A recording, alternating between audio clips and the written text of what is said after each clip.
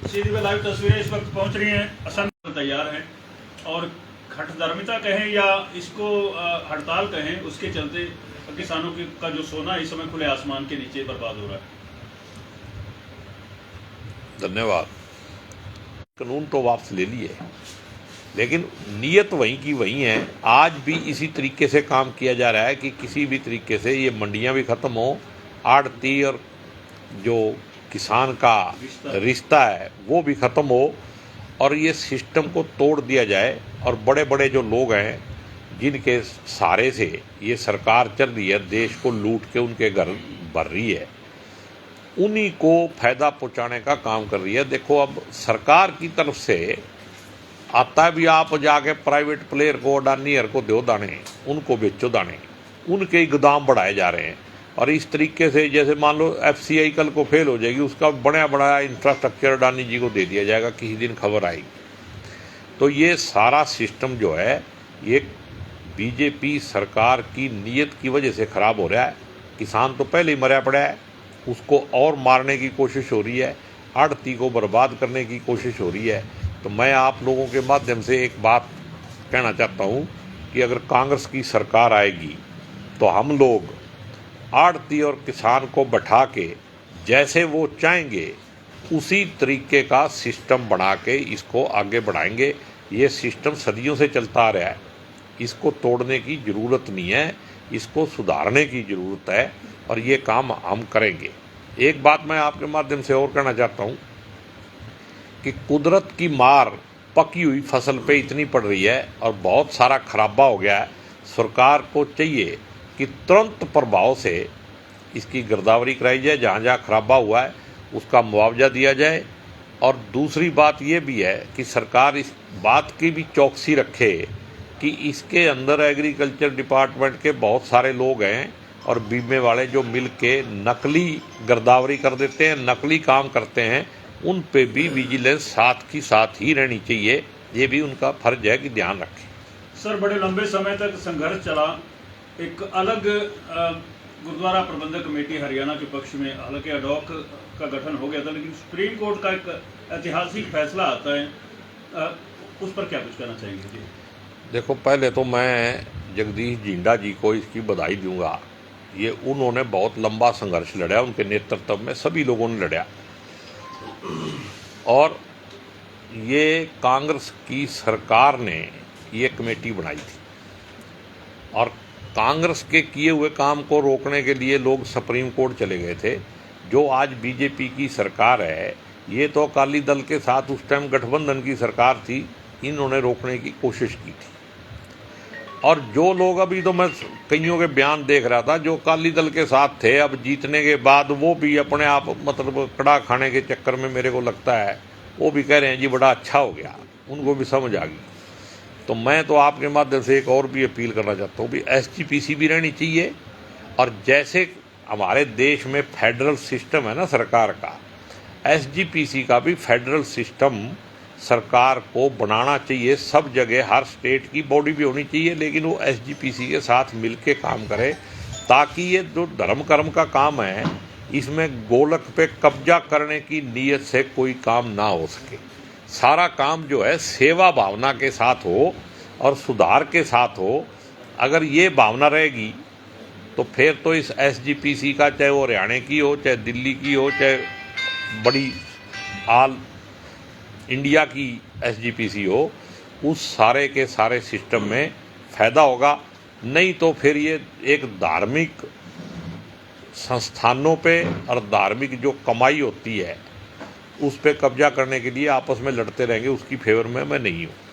ये सिस्टम जो है सेवा और प्यार की भावना से आपस में तय होना चाहिए और सरकार को इसमें इनिशिएटिव लेके इसका फेडरल सिस्टम तैयार कर देना चाहिए। सर, पंजाब में तो जो SGPC है, शुरू से ही आरोप लगते रहे कि एक बड़ी पार्टी है वहाँ की, उसको अपनी जागीर की तरह चलाती है। नहीं, ये आरोप इसलिए लगे हैं कि अभी थोड़े साल पहले कुछ लोगों ने SGPC को खा लिया। नहीं तो SGPC उसी पार्टी के आंदोलन की वजह से बनी थी। आज़ादी की लड़ाई के टाइम में आंदोलन किया था अकाली दल ने।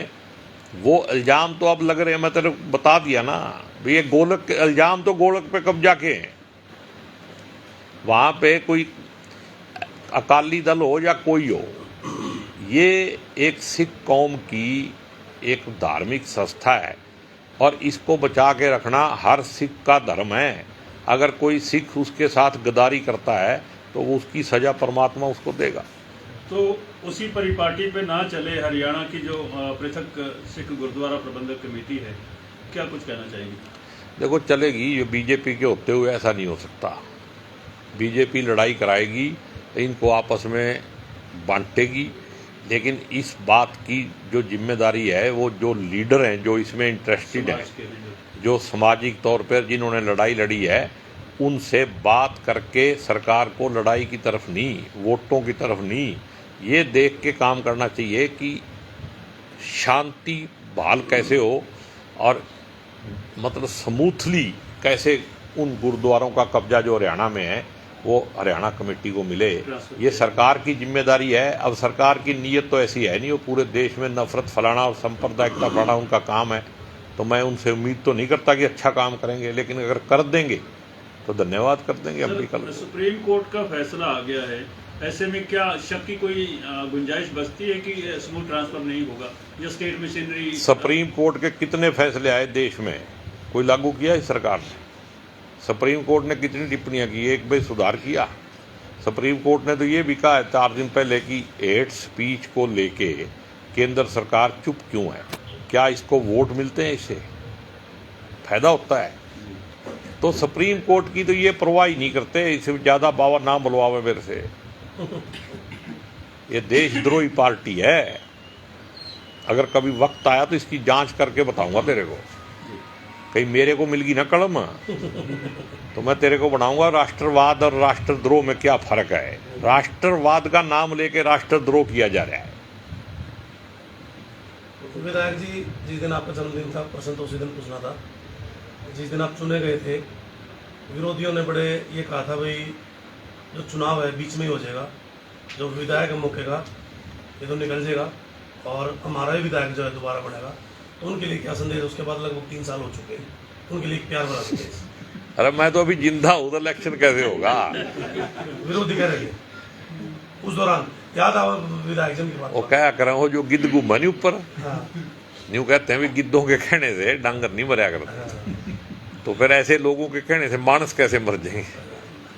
तो ऐसी बातों का कोई फायदा नहीं। देख, ऐसे है, मैं तेरे को एक बात पहले भी बताई, पूरे बहुत सारे लोग हैं हमारी पार्टी में भी आए कई आजकल ही से, जो सोच रहे भी मरी जाए तो अच्छा है, हमारा जुगाड़ बन गया, लेकिन अभी कोई चांस नहीं है। 20 साल तो मैं मरदा दे, उसके बाद का मैंने पता नहीं। स्टेडियम को लेकर, स्टेडियम का काम जो है इसका टेंडर होने वाला है और अभी तुरंत प्रभाव से आप देखोगे इसमें भर्ती शुरू हो जाएगी थोड़े दिनों के अंदर ही। पहले इसकी भर्ती करेंगे फिर बनाएंगे। भर्ती का जुगाड़ थोड़ा सा किया है भाई, 5 करोड़ को फिर ये लैप्स करके ना छोड़ दें भी, इतनी भर्ती पड़ेगी। भर्ती में माल बहुत खाते हैं ये जेई वेई है ना, जो ये क्या करते हैं भाई, थोड़ी सी बरसात आ गई, बोले जो पहले जो डाली थी वो सारी बहेगी। तो ये असल में हमारे देश में जो सिस्टम है वो बहुत ख़राब है। इस सिस्टम के बारे में तो बात करने का कोई फ़ायदा नहीं है। वैसे तो सरकार का ही सत्यानाश हो गया है।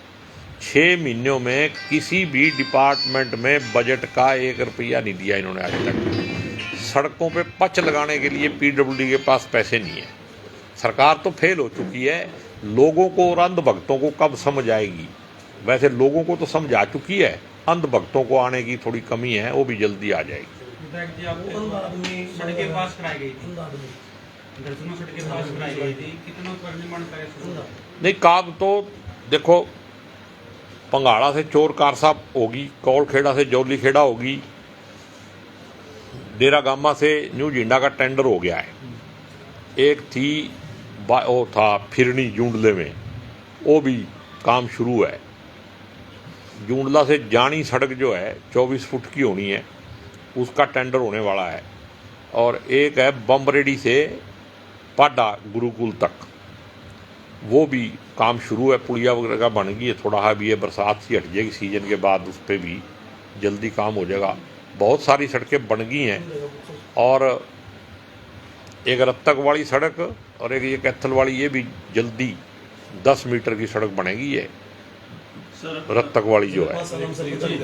जी असंध कॉन्स्टिट्यूंसी का ही एक गांव है अरडाना समीपवर्ती असंध के, और वहाँ पर जो एक डिपो संचालक है, sorry Popda meant to it, कि पोपड़ा गांव के अंदर एक डिपो संचालक है, उसकी कार्यशैली को लेकर, और जो वो निवर्तमान सरपंच है उसकी जो आय से अधिक संपत्ति की जांच को लेकर कई लोग संघर्ष कर रहे हैं। उनमें से एक की तो आंखों की रोशनी भी चली गई।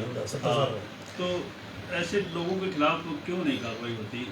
देखो भाई, मेरे को वैसे तो बाबा जी इस बात की समझ नहीं, मतलब जानकारी नहीं है जी। ना वो लोग मेरे पास आए, लेकिन एक बात तय है कि इस सरकार में किसी भी भ्रष्टाचारी आदमी के खिलाफ कोई कार्रवाई नहीं हो सकती, ये तय है। क्योंकि सरकार ही भ्रष्टाचारियों की है। उन्हें 24 घंटे एक ही काम है कि लूट के अपना घर भर लो। तू आरएसएस का रजिस्ट्रेशन नंबर दे देना मेरे को, इतना बड़ा पत्रकार है, पता है तेरे को, अकाउंट नंबर दे दे। मतलब एक आदमी 1-आधा करोड़ रुपया इधर उधर कर दे, वो तो मनी लॉन्ड्रिंग है। और यहाँ कई हजार करोड़ रुपये आरएसएस के खर्च हो रहे हैं। दुनिया भर के हथियार लेके वो शो करते हैं, अभी हम आज शस्त्र पूजा कर रहे हैं। कोई उनकी रजिस्ट्रेशन नहीं इस देश में, इलीगल संस्था चल रही है और उसी का राज चल रहा है। इस देश का हो क्या रहा है? सर स्टेडियम के लिए आप लैंडफिल की बात कर रहे थे, भर्ती की बात कर रहे थे। पीछे एक पार्क के लिए 9 फुट भर्ती दिखाई गई थी, बाद में विवाद भी था तो कम हुआ। भाई ऐसे है, स्टेडियम में ऐसा ना हो, किस तरह से आप मॉनिटर करेंगे? अरे जब बाढ़ खेत को खाएगी तो कौन इंक्वायरी करेगा? भाई बीजेपी के नेता भी माल खाने में, अफसर भी माल खाने में, इंक्वायरी कौन करेगा? हम जब हमारी सरकार आएगी, जब ये मेरे को बताना, फिर मैं करवा दूंगा। और 1 तारीख को करनाल में भारत जोड़ो यात्रा के समर्थन में अब बहन कुमारी शैलजा जी वर्कर मीटिंग करने आ रही हैं। मैं आप सब के माध्यम से ये सभी साथियों को कहना चाहता हूँ कि जो राहुल गांधी ने भारत जोड़ो यात्रा शुरू की है, उसको बहुत बड़ा समर्थन मिल रहा है। तो हम जो हरियाणा के लोग हैं, और ख़ास करके जो करनाल ज़िले के रसंद हल्के के लोग हैं, हम भी उसको समर्थन देने के लिए 1 तारीख को भी वहाँ पहुँचें।